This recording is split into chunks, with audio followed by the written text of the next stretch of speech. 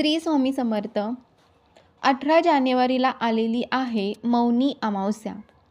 पौष अमावस्यासुद्धा याला म्हटलं जातं आणि या अमावस्येचं खास असं वैशिष्ट्य आहे. त्यामुळे या अमावस्येला काही खास उपाय केले तर तुमच्या अडीअडचणी दूर होऊ शकतात. मग नक्की काय केलं पाहिजे या अमावस्येच्या दिवशी? चला जाणून घेऊया. आता या मौनी अमावस्येला तुम्ही काही उपाय करू शकता ज्यामुळे तुमच्या जीवनातील समस्या दूर व्हायला मदत होईल. मग कोणते उपाय तुम्ही करू शकता? चला बघूया.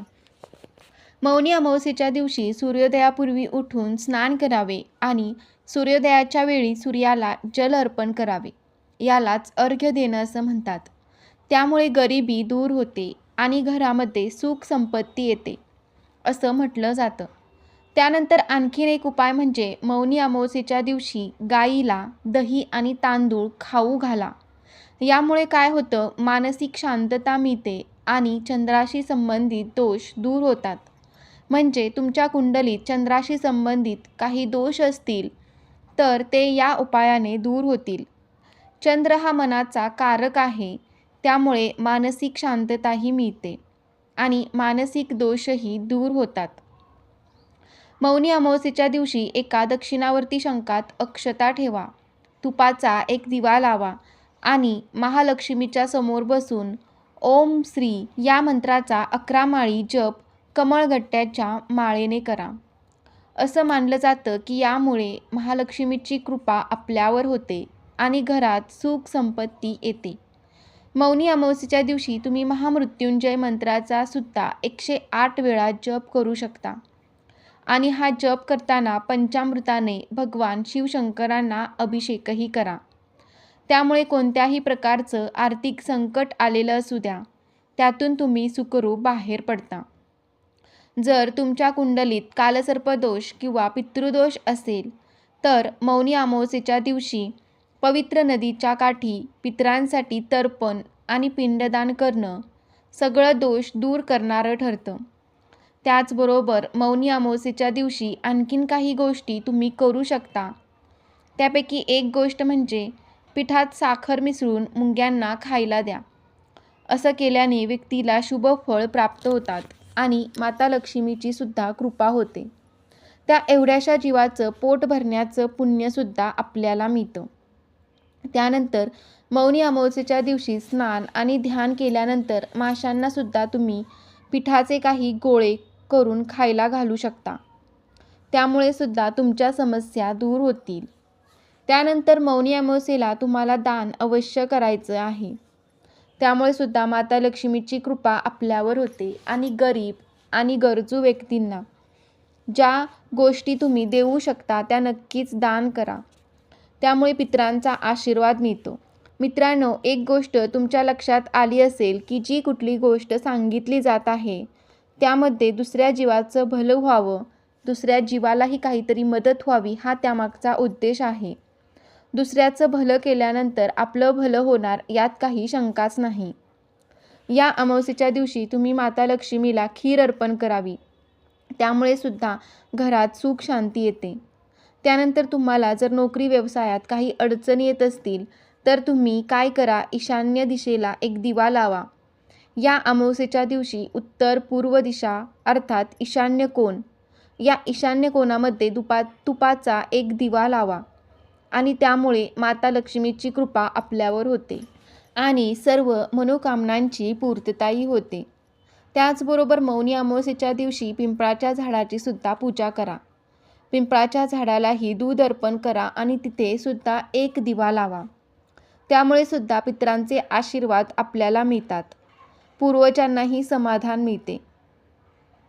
मित्रांनो, या व्हिडिओमध्ये भरपूर उपाय तुम्हाला सांगितले आहेत. यातला एक जरी उपाय तुम्ही श्रद्धा भक्तीने केला तर नक्कीच तो तुमच्या उपयोगाला येईल. अमावस्येलाच हे उपाय करायला का सांगितले जाते किंवा अमावस्या तिथीच हा खास असते तर सगळ्यात महत्त्वाचं म्हणजे अमावस्येला आकाशात चंद्र दिसत नाही. चंद्र असतो पण तो दिसत नाही. चंद्र हा माणसाच्या मनाचा कारक असा आहे. ज्योतिषशास्त्र सांगतं. माणसाचं मन किती चंचल आहे हे तर आपल्याला माहितीच आहे आणि मनाची ही चंचलता आपली मनशांती घालवून बसते, आपल्याला अस्वस्थ करते. खरं तर आपलं मनच असतं जे आपल्याला सुखी करतं आणि मनच असतं जे आपल्याला दुःखी करतं. म्हणून चंद्र हा आपल्या जीवनात अत्यंत महत्त्वाची भूमिका बजावतो. तुम्हाला समजेल अशा विज्ञानाच्या भाषेत समजून सांगायचं तर चंद्राच्या बदलत्या स्थितीवरून सागराला भरती आणि आहोटी येते आणि मग आपल्या शरीरामध्ये तर 70% पाणी आहे. जर चंद्राचा परिणाम समुद्रावर होत असेल तर आपल्या मनावर, आपल्या शरीरावर होत असणार यात काही शंकाच नाही.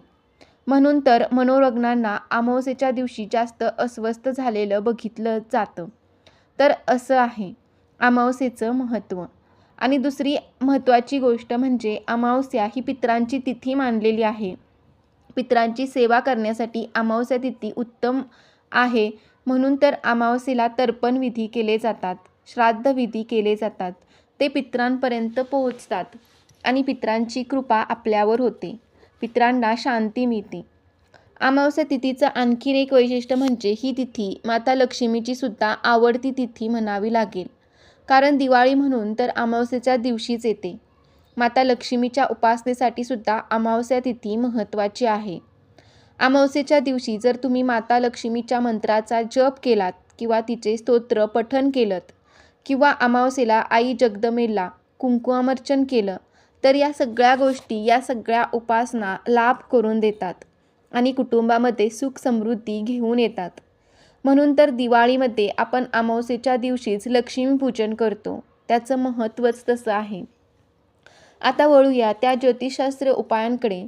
अमावास्येच्या दिवशी काय करावं? तर अमावास्येच्या दिवशी सगळ्यात महत्त्वाचं म्हणजे तुमच्या घराचा जो उंबरठा आहे तो गोमूत्रात हळद कालवून त्या मिश्रणाने सारवून घ्यावा. असं केल्यामुळे घरामध्ये सकारात्मक ऊर्जा टिकून राहते, घरातील नकारात्मक ऊर्जा निघून जाते. त्याचबरोबर अमावास्येच्या दिवशी आणखीन एक खास गोष्ट केली जाते आणि ती म्हणजे ज्या दिवशी तुम्ही अमावास्येला घर स्वच्छ करता, फरशी पुसता, तेव्हा फरशी पुसण्याच्या पाण्यामध्ये थोडंसं खडे मीठ, हळद, गोमूत्र, लिंबू हे अगदी थोडं थोडं टाकून मग घरातील फरशी पुसायला हवी. त्यामुळे घरामध्ये असलेली सगळी नकारात्मक ऊर्जा नष्ट होते. सगळ्यात महत्त्वाचं म्हणजे याच पाण्याने तुम्ही तुमचे यंत्र किंवा वाहनही पुसू शकता. अमावास्येच्या दिवशी घराची साफसफाई करावी असं आवर्जून सांगितलं जातं. घरात जाळे जळमटे झाली असतील किंवा तुमच्या ऑफिसच्या ठिकाणी काही अस्वच्छता असेल तर ती तुम्ही अमावास्येच्या दिवशी नक्की स्वच्छ करा. अमावास्येच्या दिवशी घर स्वच्छ केल्याने आपल्या मनाचीही स्वच्छता होते आणि मनामध्ये प्रसन्नता येते आणि घरात माता लक्ष्मी येते. दिवाळीचं उदाहरणच मगाशीच मी दिलं. म्हणून तर दिवाळीत आपण किती स्वच्छता करतो. घर, ऑफिस, कधीही न आवरलेल्या खोद्या, कधी न आवरलेले कप्पेसुद्धा दिवाळीमध्ये स्वच्छ केले जातात. कारण अमावास्येच्या आधी स्वच्छता करून मग लक्ष्मीपूजन केलं जातं. आता ज्यांच्या घरामध्ये सतत आजारपण आहे अशांसाठी एक उपाय म्हणजे अमावास्येच्या दिवशी पंचगव्य संपूर्ण शरीराला उठण्यासारखं लावून आंघोळ करावी. त्यामुळे आरोग्याची प्राप्ती होते. आणखीन एक उपाय म्हणजे गायत्री मंत्र किंवा महामृत्युंजय मंत्र हा उजव्या हाताची बोटं त्या पंचगव्यामध्ये बुडवून म्हणावा आणि मग त्याच पंचगव्याने आंघोळ करावी. जर तुम्हाला शक्य असेल तर तुम्ही नदी तीरावर किंवा नदीमध्ये तीर्थक्षेत्री आंघोळ करणार असाल तर ते पंचगव्य तुम्ही संपूर्ण अंगालाही लावू शकता. पंचगव्य अंगाला लावल्यानंतर साबण मात्र लावू नये. या प्रकारे अमावास्येला पंचगव्य लावून स्नान केल्याने आरोग्याची प्राप्ती होते. अमावास्येच्या दिवशी महामृत्युंजय मंत्राचा जप करणं ही आरोग्यदायी ठरतं. भगवान शिवशंकराची कृपा त्यामुळे होते. आपण आपल्या घराच्या सुरक्षतेसाठी उजव्या हातात पिवळी मोहरी घेऊन 11 वेळा कालभैरवाष्टक म्हणून ती घरामध्ये आणि घराच्या बाहेर टाकल्यास वाईट शक्ती घरातून निघून जातात. घरातल्या सर्व सदस्यांचं सगळ्या प्रकारच्या संकटापासून रक्षण होतं. हाही एक उपाय अमावास्येच्या दिवशी करायला ज्योतिषशास्त्रानुसार सांगितला जातो.